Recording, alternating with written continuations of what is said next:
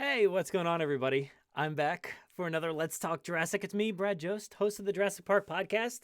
And yeah, this is a little different vibe we got going on here. We got some ferns.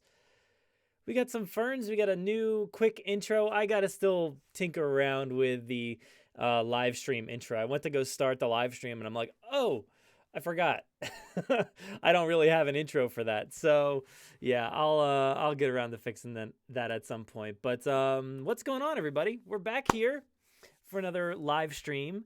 We're gonna be talking all kinds of things Jurassic.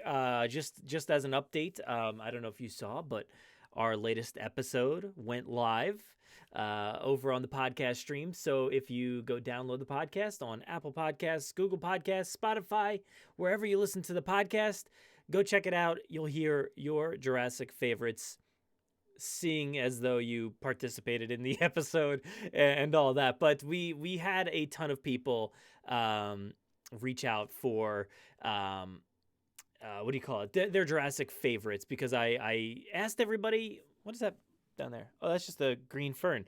Getting used to this background here. We asked everybody, what was your Jurassic favorite?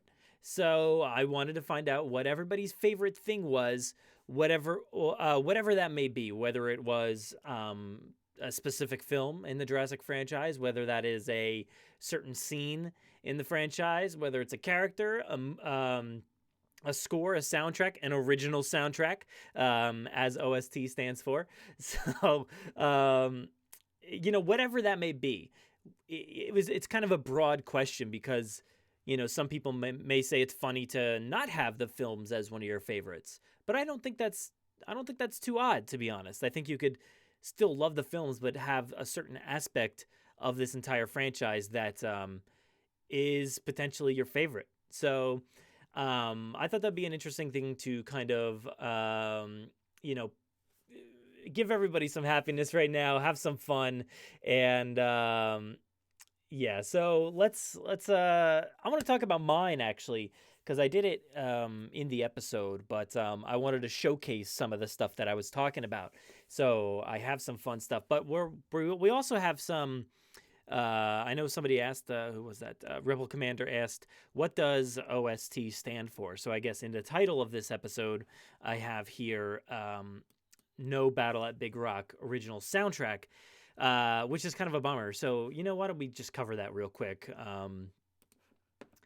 Switch off my background here. So we're going to go to, let's see, this backdrop, transitioning over. So over on Twitter, CJ Nightmare asked Amy Doherty. So Amy Doherty is the composer for Battle at Big Rock's score, the underlying score underneath it. Very short, not a ton of music, but I think it's impactful. And of course, the inclusion of the Lost World score at the end, which is probably part of the reason that this won't be happening. So CJ Nightmare asked, when's the Battle at Big Rock OST release? And Amy replied, there won't be one. Sorry, it's out of my hands, but I appreciate all of you guys who have been asking for it. So that's definitely a bummer.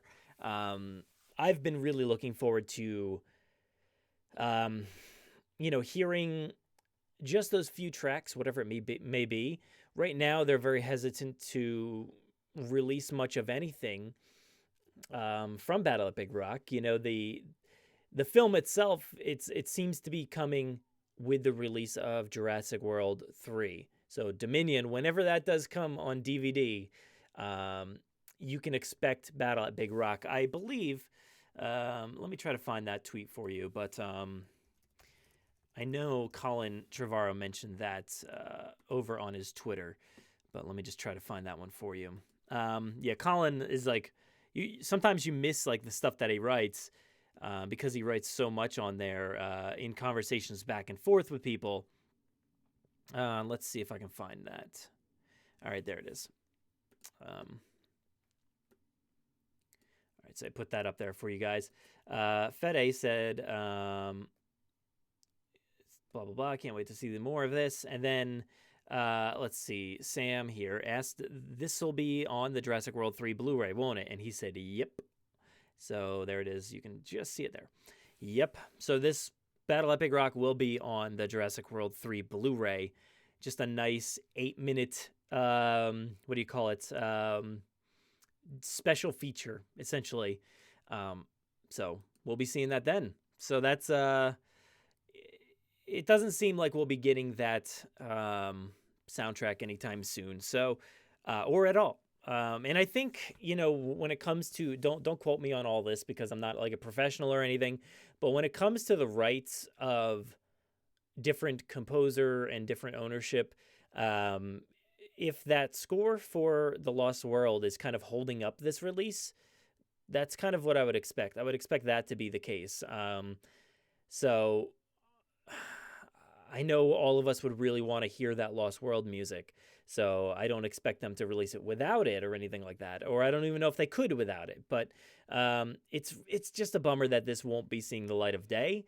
And it's not going to be something that we could just pull from the movie because it's jam-packed with sound effects and acting and all that. So you can't really just pull the audio from there.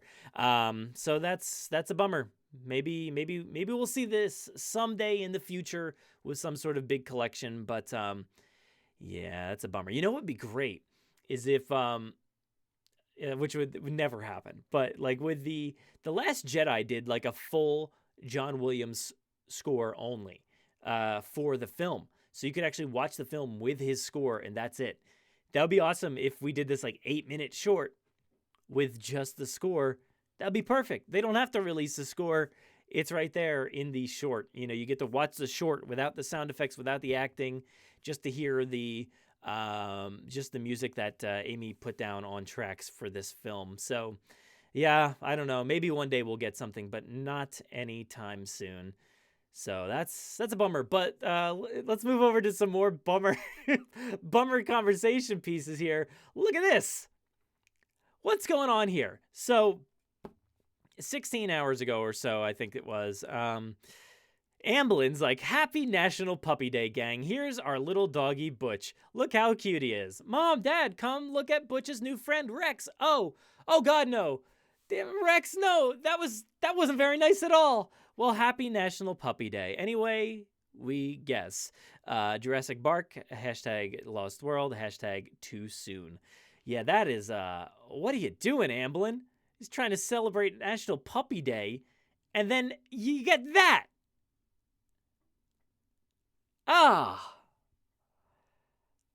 That poor dog. How are you going to celebrate National Puppy Day and then straight up eat the dog? How dare you, Amblin? How dare you traumatize us all on National Puppy Day? Trying to have a little bit of fun here, guys. It's a hard time right now. We have National Puppy Day to look forward to, and then you guys just pull out the rug from under us, and we get to watch Butch here I didn't know that was his name. Get eaten over and over 9.1 thousand times it's been viewed. Thanks, Amblin. Thanks for that. Yeah, great. Oh, man, it's glitching. All right. So that's my rant on Amblin's Amblin's crazy happy National Puppy Day post. So there you go. Let's see. Genozoic Artists. I know, yeah, you were included on that episode, right? So you said your favorite was pretty obvious in hindsight. I'm forgetting which one you called in with. What was it? What's up, James? James Ronan? I don't know if he's still here or not. If you guys are just popping in here and you missed my Amblin rant, you'll have to go back and watch that. So maybe you said it right here. Genozoic Artist. I'll be honest, my memories with the Kenner toys beat the films. And I think that's totally valid. Sometimes mine do too, to be honest. I think, thinking back to and why I have them all on display right here is because of those memories and those fun times that you had with your toys. You can't really beat that as a kid. Just coming up with your own ideas and your own, stories. It's a lot of fun, and I think it's kind of hard to beat those moments. And that's why I've had so much fun with Jurassic World, is because it really feels like your toy stories coming to life. And I don't mean Buzz and Woody, but I mean, the stories that you came up with as a kid with your toys. It really feels like Jurassic World brought to life, and like the volcano and everything in Fallen Kingdom. It's like that is essentially like that. It's just what you would do as a kid, is come up with that scenario. Try to say, like, literally, that is what I always did, was always trying to save the dinosaurs. We had the capture gear, all that stuff from the Lost World and everything. Had all those capture gear things, but they were never used as they were kind of intended for, through the hunter's point of view and all that. They were typically used to save and to salvage the dinosaurs from destruction, or from other dinosaurs, or from something bad. So I love that these new movies have become what we created as kids. And maybe that speaks to Colin and his upbringing, playing with maybe some dinosaur toy. I think he's a little bit older than us, but maybe he had similar experiences. I don't really know. Yeah.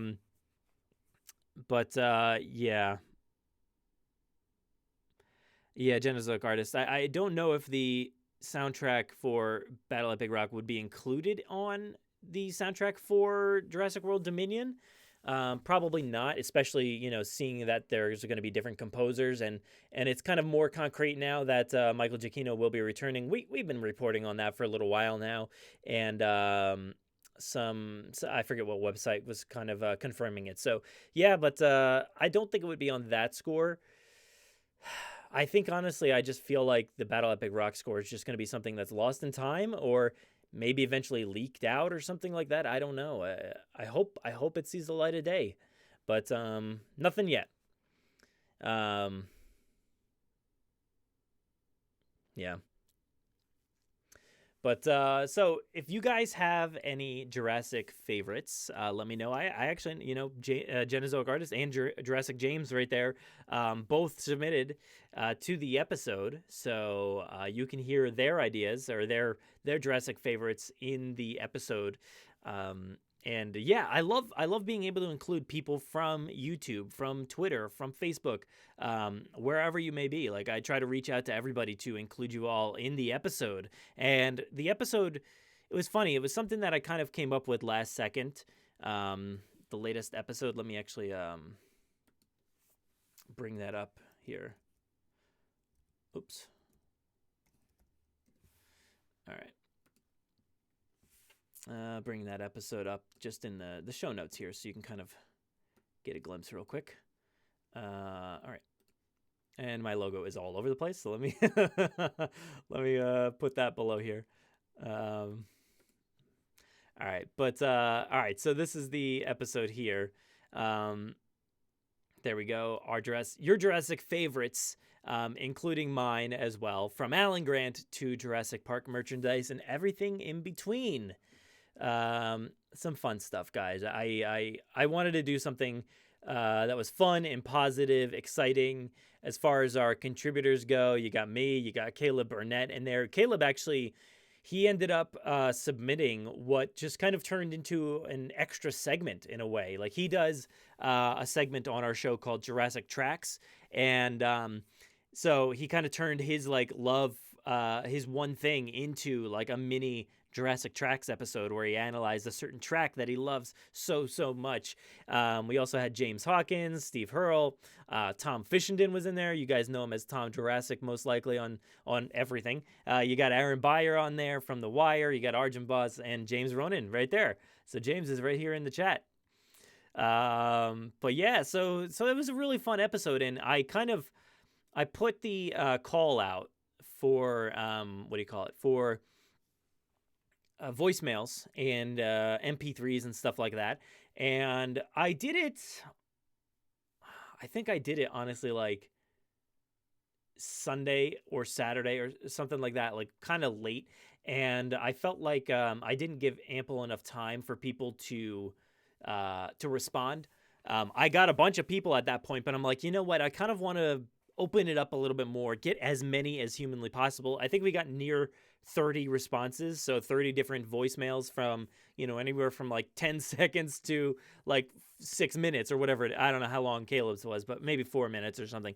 Yeah, so I wanted to get as many as humanly possible to kind of uplift everybody, create some positivity, and I also included my own thoughts. So yeah, why don't we get into that here for a second? Yeah, because I wanted to showcase some of my favorite things, and if you didn't listen to the episode, I'll spoil my number one thing that I chose, which is the style and the vibe of the Lost World, because I feel like that is such an iconic thing these days for me. I just love how that movie kind of marketed itself, and it's kind of weird. It's kind of like this like hybrid topic of like the logo, the style, and like how they marketed it and how they utilized all of the imagery and the art direction for that movie. So for instance, let's see here. You guys know like the obvious style of the making of Jurassic World here. Not Jurassic World. The Lost World. What are we talking about? The Lost World. So this is Jody Duncan's book here. It's massive. It's a big. I mean massive, but it's like the back of the book's disappearing. But it's a decently big book with all kinds of oh man, it's just so good. All the stuff that's in here. All the art, like this is what we really need. Why is there not more of this stuff? It's so good, and we do know that one of these will be coming for at the end of Jurassic World, this trilogy. This is a visual style that everybody knows and loves, and it's iconic, and it's something that is just like super. I don't know, just everything about it describes the movie, and they did a killer job like designing this style, creating this logo, just getting this vibe for the movie. But the secondary kind of vibe that I love from the Lost World is like this vibe here. Oh no, this is not going to come out because of the color. Yep, look at that, it's disappearing into the background, into my green screen. Disappear. Sorry. This vibe of like the black and yellow, like kind of gives you that like hazard style. I don't know what it is, but like a hazard style look. And then you got this green with kind of like, honestly, like this background behind me, like this back here. It's this, but then just layered with like a lighter green overtone to it, and it's just disappearing into the background. So bad. Oh, yep, look at that. Do you want to read about this book? Well, too bad. You can't. Something. Oh, look at that. Oh, there we go. There's my background. Something has survived. But there's actually a ton of words right here, which you just can't see. They're there. It says something has survived. It is now 4 years since the Jurassic Park disaster. 4 years since a wealthy man's fantasy turned a far-off island into a place of terrible wonder and fear. But now the story is continuing on another mysterious island where those very creatures who haunted Jurassic Park were bred and still survive. Relive all the action of the exciting motion picture The Lost World Jurassic Park in this easy-to-read novel featuring 8 pages of movie photos. So yeah, you got a bunch of pictures in here, guys. Look at this. Look at that stuff. Oh, wrong way. Oh, that's like one page. Where are the 8 pages? Did I just skip 8 pages in one sweep? Yeah, I guess I did. But anyway, I love this green utilization of the logo and everything. I just love how good this looks. Everything about it. And they use it all over the place in their marketing. This is something different, but Fangoria magazine with a Lost World. There's probably a lot of let's see, what do we got in here? There's a lot of pictures and stuff going on. Giant article. about the movie. And like one of the cool things is all the use of like these like the giant animatronics and puppets and stuff like that that they had. Where do we is that picture anywhere? Look at this. Oh, it's like an ad for like collectibles, like a claw and an egg. That's pretty cool.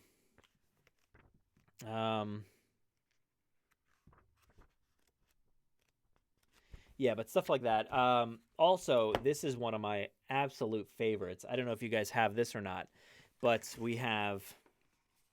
Now, this might be a little difficult to showcase here, but let me fold this up real quick. We have the Lost World soundtrack, the OST here. Original motion picture score.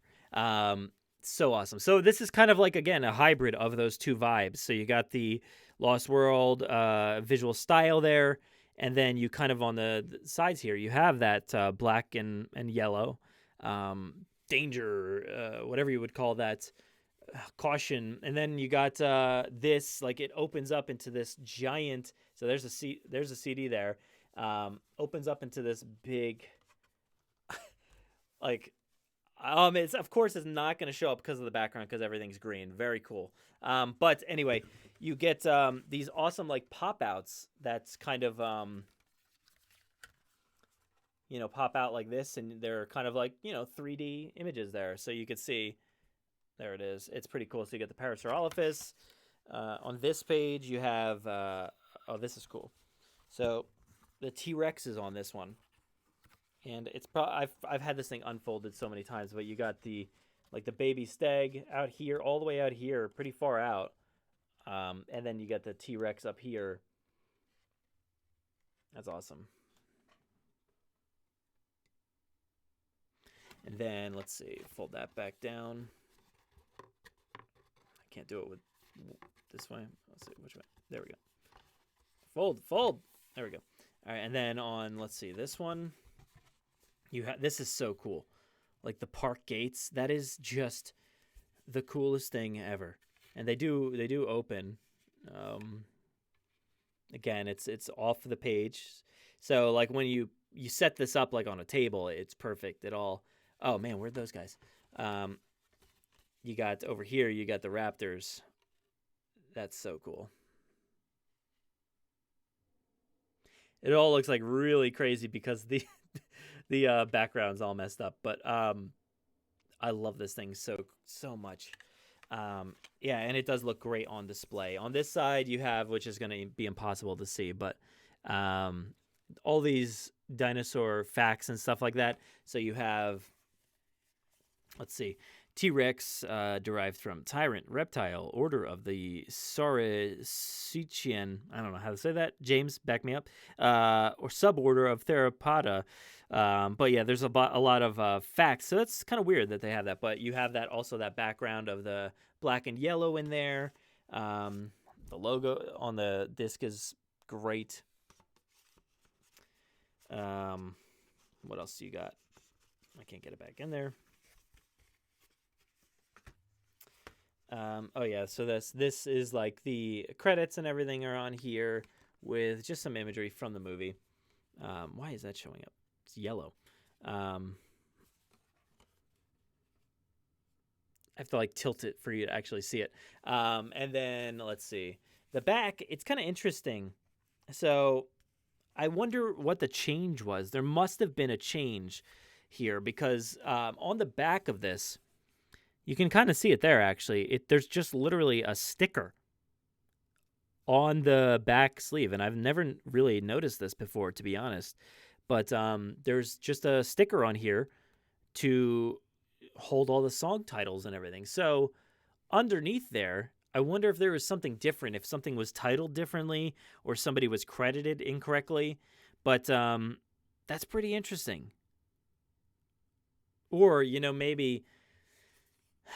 I don't know, maybe they wanted to print all of these up, and maybe this took a little bit longer to create, so they didn't want to put the track titles on the back. I don't know. So once the production was done for this, maybe they just slapped the sticker on with the titles on as to not spoil the movie for people. I'm not too sure. Maybe that's what happened. But this is one of my favorite things ever. I hope you guys have this, can track this down, whatever you got to do. But this is one of the coolest collectibles that you can have. You have this case and there's nothing on the back? That's weird. It's just a rock. Huh. I wonder if they what's the pressing here? Is there, I don't know, it just says 1996, Universal City, and then 1997, MCA Records. Yeah, I don't know, but yeah, it's kind of weird that you would have that, but it doesn't have um, the titles on there. I wonder if they just released it and they're like, oh, nobody knows what the names of these songs are. Why would they release it without that? How am I? What? I haven't been reading all these, but Genesis Artist says, "Think you broke." Oh, broke Brad. Oh yeah, because you broke me because of the back. I don't know. I'm kind of confused. But oh, let me check this. Hold on. Why is it offline? Come on, connect. Oh, there we go. All right, I'm getting some posts here. Let me check something real quick.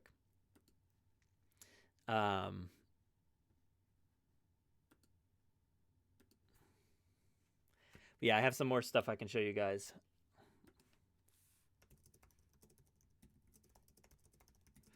All right, so I also have another thing here that really just was awesome back then, and it's these Burger King watches. Now, I have these watches right here, the cases. So you got the 3D. These should all, oh, no, maybe not that one. But this is the 3D Stego watch. Lost World Burger King. You got the Burger King logo right there. You got the Stego on there, mommy and the baby. Lost World Jurassic Park watch collection. Let's see, we got Techno Time. Oh, dropping it. Is it the right way? No. Why is the yellow showing up? I don't know why yellow is not going through, but Techno Time, and look, it's kind of like outlining the Rex. The Rex is back there. And that's what I kind of like wondered actually in the episode was, did they want to create some sort of like techno thrillery kind of vibe with this like green and hazard, danger kind of material? I don't know. But so that's cool. You got, this is let's see, this Rex. Yeah, I don't know. I don't know where that's from specifically. You can't make it out at all. Very cool. So it's that one. You got this one, which probably won't show up. Oh no, that one shows up. Something has survived. You just got some fossils on there, some tails, some heads, all that stuff. This is another Burger King watch here. Nothing else on there, but let's see. This one might be hard to show up. This is the, yep, not showing up at all. Hey, where is it? Let's see. I am holding something in my hand here. May not look like it, but it says Dino Eye. So you can kind of read it. Dino Eye. I feel like these are like, if I put this in front of my head, how my eyes look. Do they look cool? I can't see. Dino Eye. So the Dino Eye one is actually my favorite one. And it's just something about like all the production that they did for the toys. Like the toys were modeled in this vibe with the greens and the hazardy look. The toys themselves were just like so awesome. Like you can't get better than this guy right here. I really don't know if there's a cooler toy. I don't think so. I mean, if you guys can name a cooler, original 2-movie, 3-movie, a toy, even now, I don't think there's a cooler one than this guy right here. Even though he is a repaint of or at least the head is, but the body isn't. But I love this thing so much. Actually, yeah, mine is the T-Rex Turner here. Um, there is a new, I guess, an updated one that kind of looks a little bit more like the actor Pete Postlethwaite. And then you got like Dieter Stark here, another one that's just like just fuzz all over him, like one of the coolest toys you could ever see. I just love these things. They don't look anything like their film counterparts, but they're awesome. Um, oh yeah, I didn't show the watches, but here you get the Dino Eye, and it's got this like reflective hologram eyeball. Yeah, you can actually see it in there. That's pretty cool. Sometimes I just take this thing out and just wear it, just because. Um, it's awesome. Let's see. It does not work. That's that one. It has a little Lost World logo on there. You have, let's see, the Stego one, right? Here, well, obviously, it's a Stego. It's got, where's the camera? Baby Stego in there. It says Stego on here. It's got just some Stego plates and fossils and stuff. But there's like compies up here for some reason. But this one was okay.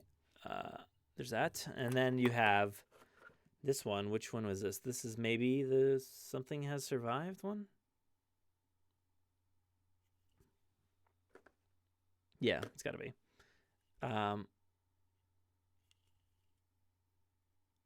trying to see what's going on here. Did these things float around? I'm not really sure, but there's like liquid in this one. I don't know if you can really see it, make it out in there, but there's like a liquid. Yeah, you see that liquid in there?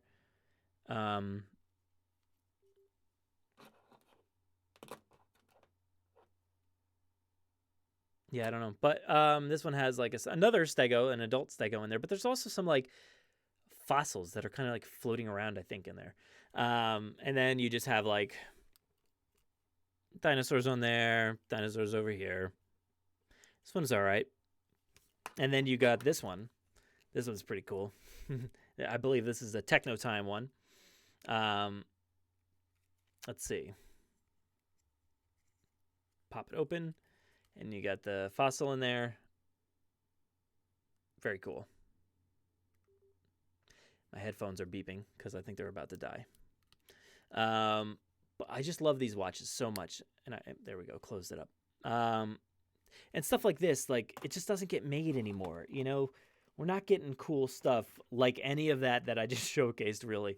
We're not getting the art book and the making of book. We're not getting, like, we did get a junior novelization. I forget where it is. It's probably around here somewhere, but it still didn't look as cool as that one. And nothing like this, like these watches or this album, and nothing like this one with the sticker on the back, apparently. But yeah. What are you guys doing over in the chat? I just wish I wish that for Jurassic World Dominion, they decide to go in this direction, because I said it in the episode that Fallen Kingdom was it has to be the biggest movie I've ever seen in terms of like marketing the movie and trying to get this movie out. So and I know it's because I'm very subjected to this all, but you know, we just came across, you know, the end of the Skywalker saga and the Avengers, you know, kind of coming to an end for the time being, and some of the biggest movies you will ever see, and I don't think they like, especially the Rise of Skywalker in terms of marketing, did not even touch what Jurassic World Fallen Kingdom did. That movie was off the wall, like marketed everywhere. Some of the biggest stuff you'd ever see, like just bringing out giant T-Rexes all over the place. That giant Amazon shipping box that was like hauled across the country.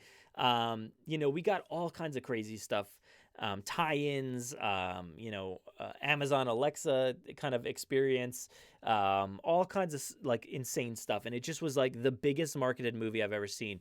And I want that. I think that's going to continue with Jurassic World Dominion, but I just want them to kind of do this stuff because none of this was done for Fallen Kingdom. Yes, we had some great toys, and there's certainly some great merch and stuff like that.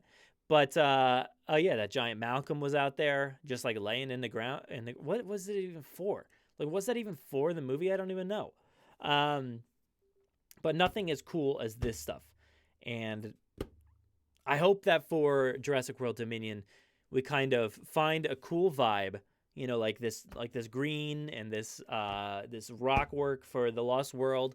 I want something like that. And as far as we know so far, we've seen the red, like the retro logo, which it's still got this vibe, so that they could still go this route with that cool tone and vibe. Everything about the Lost World just screams like darkness. And I love it. So hopefully we kind of return to that. And that was my choice for a very long-winded response for my Jurassic favorite. So if you listen to episode 226, I believe it is, for the podcast, go to Apple Podcasts, Google Podcasts, Spotify, download the podcast. Even if you already downloaded it but didn't listen to it yet, go back and delete that and re-download it, because there was an audio glitch on there that I actually had to fix, and I re-uploaded it, so you may have the downloaded version from the previous version. So just re-download it and get that better version. There was like some audio lowering issues that were happening. So and it's not like all that bad. If you already listened to it, it's fine. But yeah, so that was our episode for this past week. Just speaking about everybody's Jurassic favorites. But I just spotted a comment here. Rebel Commander says, "You're wearing a Mickey Mouse shirt, you traitor." What? Why am I a traitor? How does that make me a traitor? I'll wear a Mickey Mouse shirt all day long. Like literally, I guess, because I'm not gonna like change my shirt. Man. Sorry, Joshua, if I made you cry there, whipping out all these old mementos. Yeah, there was something about 1997 that was just awesome. Like everything from the toys to the watches to like all the tie-in stuff. It was just so awesome to be a part of that time. And that's why, like, that's really why I feel like my fandom kind of extended. And like, when I've always said this on the show and stuff, when I first saw Jurassic Park, I was like 7-8 years old, and that's impactful for sure, but not in terms of like you're starting to come into like who you are a little bit more as like a teenager and everything. So by the time The Lost World came around, I was like really starting to get into a lot more, starting to understand who I was, and just everything about this movie hit at the right time. And like I said, that vibe, the style, everything about The Lost World hit me perfectly. And that's why I think it's just the most important thing to me is that style.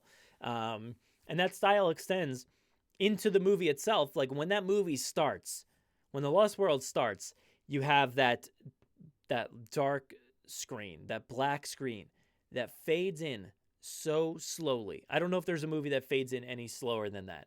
And just like focusing in on those waves and splashing into the island, how dark everything looks, how different this movie is. Certainly Jurassic Park started in a very kind of brutal way, but I think the tone and everything about The Lost World just is so much darker, and I love it so much. And yeah, I'm happy with my choice. I hope you guys are happy with your choices too. But yeah, what are you guys talking about?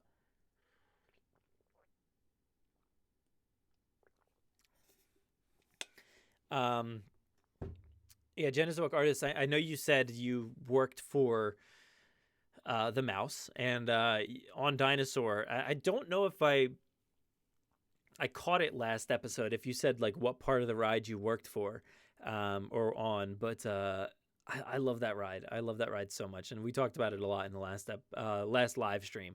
And here's the thing about the live streams, guys.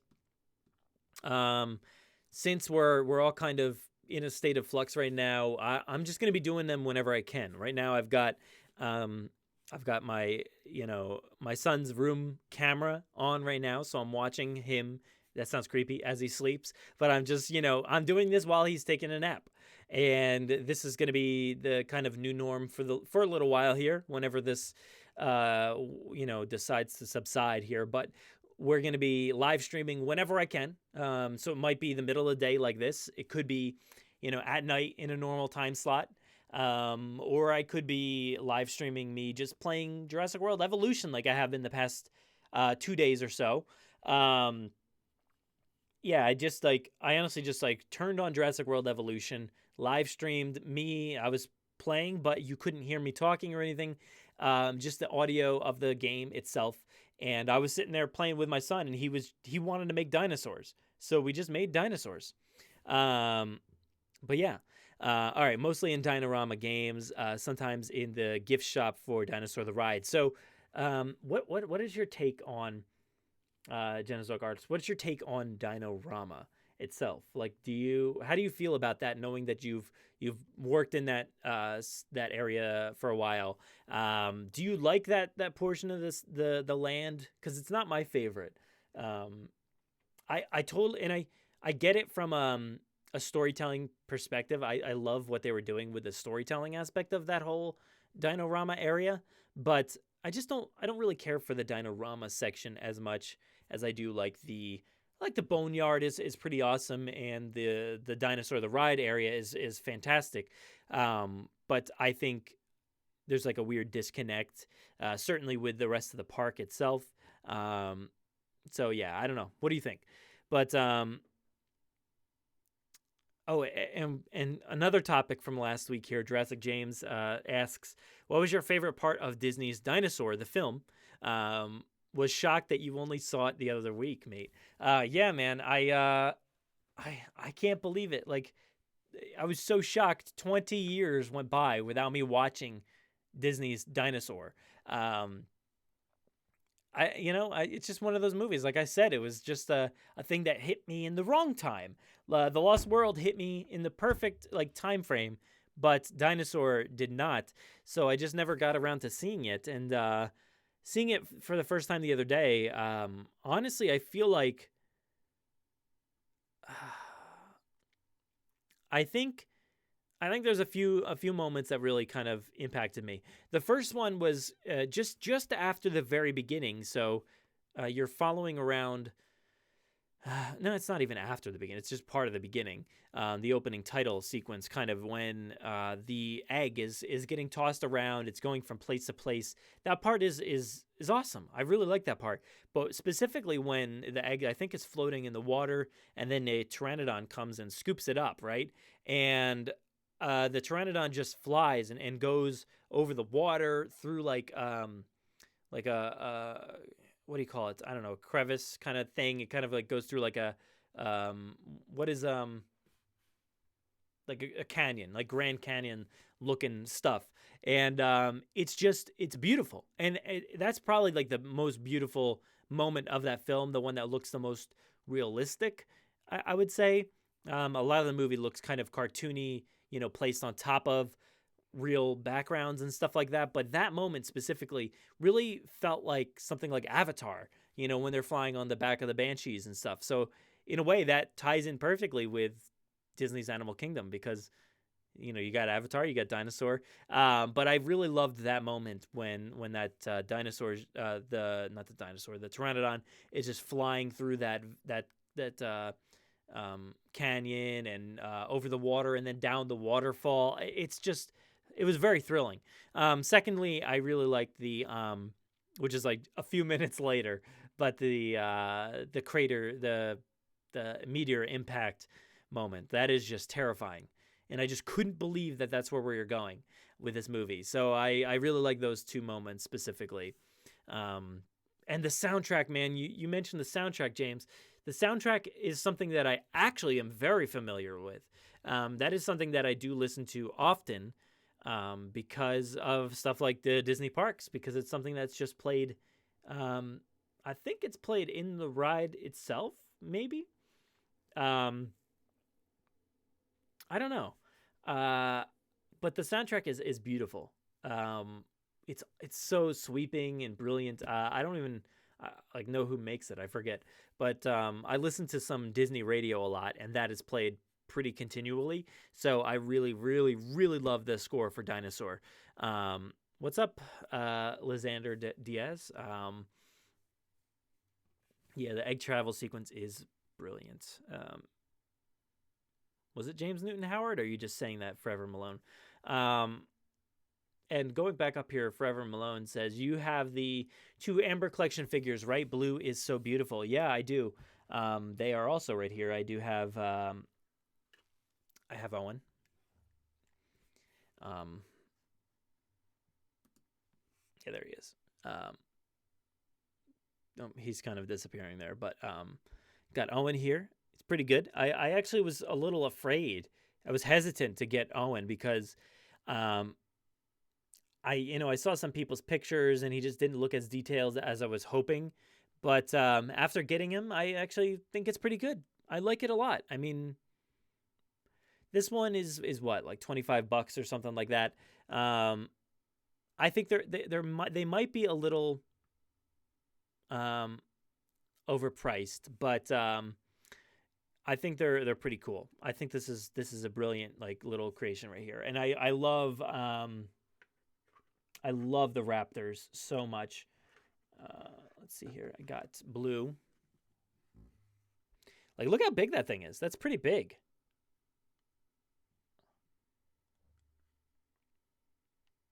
I love this thing. Um, yeah, it's just awesome, and the posability on these is fantastic. Like the amount of articulation and everything is really really good. I also do have right here. Oh, it just came off its perch, but the uh, the other raptor, so you can see completely different pose. And one thing I like about these is the tails are rubber. They're like the real feel, so you can kind of like bend them and stuff like that. So I love these things so much. These raptors are brilliant, and I know a lot of people have gripes with the fact that this is the blue sculpt. It's the same sculpt as the other one, but just painted like like the Jurassic Park one. But I don't care. I literally don't care. It's beautiful. I love it. Hands are a little big, but I think it's awesome. I really, really enjoy that. That's going to be impossible to get back on the pedestal right now. Oh, no, I got it. And then this one here, Ian Malcolm. He is he's probably my least favorite out of all of these. No, not probably. Definitely my least favorite. I love the props. I like the glass. He's got a water cup right here in his hand, and then he's got the flare, obviously. But this is like it feels like the same as the 3 3/4 inch figure, just scaled up. Like everything about him just looks like the same figure, which is probably like half his size, just scaled up to a bigger figure. The flare and everything. He came with the flare as well. But I think it's something about the likeness of Jeff Goldblum. It doesn't look too bad in this video here, but something about the likeness is just not easy to capture. And I kind of wish, I'd have to look at the movie more. I'm sure the body suit that it looks like he's wearing. See, that's the problem. It kind of looks like he's wearing a bodysuit because the pants and the shirt are exactly identical in terms of color. I'm sure the movie is probably the same way, but I would have liked a little difference in the color of the shirt to the pants. And also, he's just huge. He's massive. And I'm not a huge fan of how tall he is. He's certainly taller than Owen. Sure, I guess you could say character-wise and human-wise, Jeff Goldblum might be taller than Chris Pratt. I don't know. But I kind of wish that the figures themselves were a bit smaller. Here is a Black Series Lando Calrissian from Solo, And I love the size of these. This is a bit smaller, and you can certainly tell with how big. How do I line this up here? So I don't know if you can really tell, but yeah. So look, he's like a child. He's small. So yeah, but yeah, I feel like it's a little big, but I'm just not into the Ian Malcolm figures all that much in general. Like when it comes to any of them, 3 3/4 inch, even the old ones. I like the old ones, but they just don't capture the essence of Jeff Goldblum. But you know, we have more coming. We have and Mattel sent us all of those, all of those ones. But we know that what do you call it? Dennis Nedry is coming along with the Dilophosaurus. I've heard some cool stuff about those, so keep our eyes peeled. Sorry. Siri, stop! I wasn't talking to you. But yeah, I'm excited to see what comes from the Dennis Nedry and Dilophosaurus figures. So that'll be fun.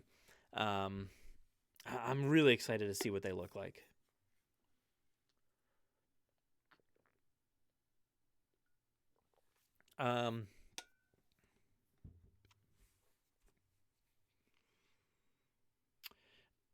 Rebel Commander here asked, will Camp Cretaceous have its own toy line? And yes is the answer. And it's actually like something that is currently like,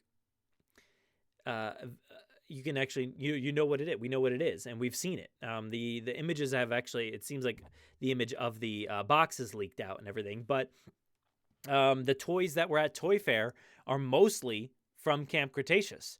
As far as we know, it doesn't seem like there's going to be any humans, but who knows? We'll keep our eyes out in the future. But I'm excited to get the actual packaging, because I think the packaging that leaked out, I don't know if you guys saw that packaging, I don't think that's finalized. I think there's probably some more details to come. But I think we should probably wrap it up there. My kid's looking a little restless here. So I'm going to go ahead and fade us out here. It's been fun, guys. I had a good time. Oh, my headphones aren't even working.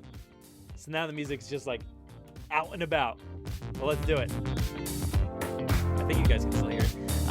But yeah, so I had fun. I like this this format here with the ferns and everything. I'm good. I like this new vibe that we're giving off here. The new intro, the new live streaming whenever we possibly can.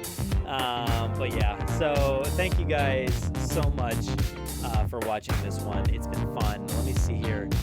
I have a backdrop here. I changed all my settings around the other day, or just now. So let me change everything out for you guys. But got 2 posts above to so Dinosaur Artist answered the Dinoland field questions. Let me just go over those real quick. Such an odd placement. It would have been better if they would have extended the Research Institute to feel into all of Dinoland, take advantage of the educational aspect. Yep, I definitely like that idea. I was constantly talking to kids and adults what I knew of dinosaurs, and they seem to love that more than Whack-A-Packy or Fossil Fuelers. Yeah, so the problem with Dino-Rama area is the fact that it is kind of is just a boardwalk, setup. It's just got those boardwalk style games. It's got boardwalk style attractions, and I live several minutes from a boardwalk, and it's kind of boring to me to have those attractions. So I don't really anytime I go there, I'm just it's more boardwalk stuff. I'm so used to it out here. So yeah, it's something that I always skip over. But yeah, thanks for answering the questions there, and make sure everybody to go to JurassicParkPodcast.com, find the show notes for today's episode 226. Go listen to your Jurassic favorites, and I hope you guys are having a good time. Stay away from everybody, stay inside, have a good time. Thank you guys so much. Stay healthy, everybody, and enjoy.